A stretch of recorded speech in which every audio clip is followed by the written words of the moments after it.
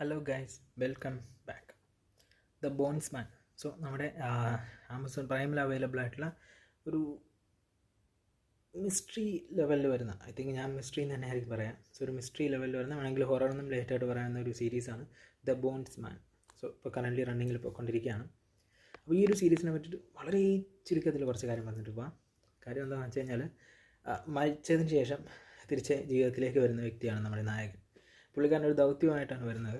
ഈ ദൗത്യം വളരെ പ്രത്യേകമായിട്ടുള്ളൊരു ദൗത്യമാണ്.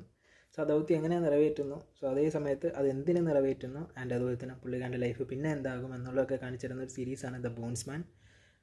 ക്വാളിറ്റി ബേസിലും ഓക്കെയാണ്, പെർഫോമൻസ് ബേസിലും ഓക്കെയാണ്. മൊത്തത്തിൽ ചുരുക്കി പറഞ്ഞു കഴിഞ്ഞാൽ ഒരു കുഴപ്പമില്ലാത്ത ഒരു എബോ ആവറേജ് ലെവലിൽ വരുന്ന ഒരു സീരീസ്. ബട്ട് ഒരു പ്യുവർ സജസ്റ്റബിൾ കണ്ടൻ്റ് അല്ല. വേണമെങ്കിൽ ഒന്ന് കണ്ടിരിക്കാം, അത്രയേ ഉള്ളൂ ദ ബോൺസ്മാൻ. സോ കണ്ടവരാണെങ്കിൽ നിങ്ങളുടെ ഒപ്പീനിയൻ കമൻറ്റിൽ ലീവ് ചെയ്യുക. കാണാത്തവരാണെങ്കിൽ കാണണോ വേണ്ടേ എന്നൊക്കെ ഒന്ന് ആലോചിച്ച് നോക്കാം. അപ്പോൾ ഇത്രയേ ഉള്ളൂ ബോൺസ്മാനെ പറ്റിയിട്ട്.